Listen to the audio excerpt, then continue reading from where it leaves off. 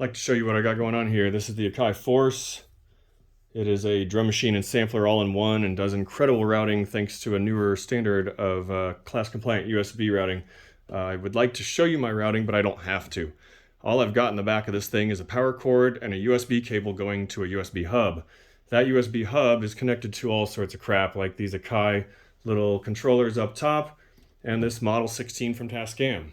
The Model 16 is an incredible mixer, but I'm not loving how our dream of compression at the top is not realized by this setup. So let's talk for a second here. Thanks to Bobby Duracell for being my brother for so many years and talking through all his gear rigs as I talk through mine, as we dream bigger, share links, and grow the simplicity of our workflow. Oh, bumped you there.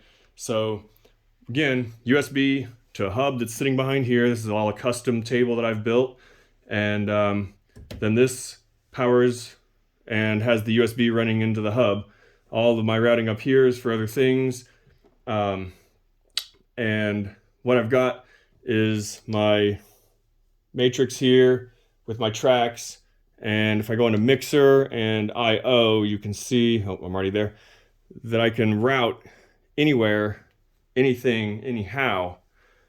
The only problem is the routing comes in, where is it? I think after the gain stage and compression. So it comes in right at the EQs. So I can do some EQing with everything. And then when you send out, it's pre-fader. So anything that you're recording back in here, it can be grabbed by just twisting and grabbing like a section of channels or two. And then the single channel is how I have it routed for my 1, 2, 3, 4.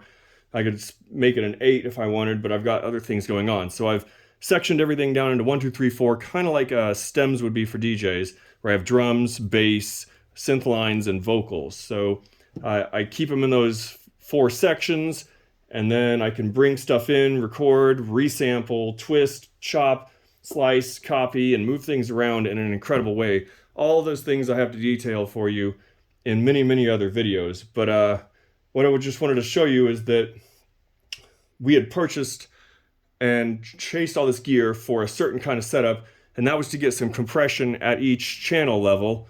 And the thing I've had to do to solve my compression issue just on the quickness for if I wanted to record a track is to resample and send that back out, back through 2, balanced out, and then I can hit it with compression on the way through as it goes through my sub outs back into 3 and 4 and balanced, and then that goes back through the master chain after being subbed to those 2 channels. So incredible setup here, and we'll be playing with a few other setups, maybe Scarlett Focusrite to send 1/4-inch jacks, which then I have to pull out my bag of cables again and reroute everything in jack.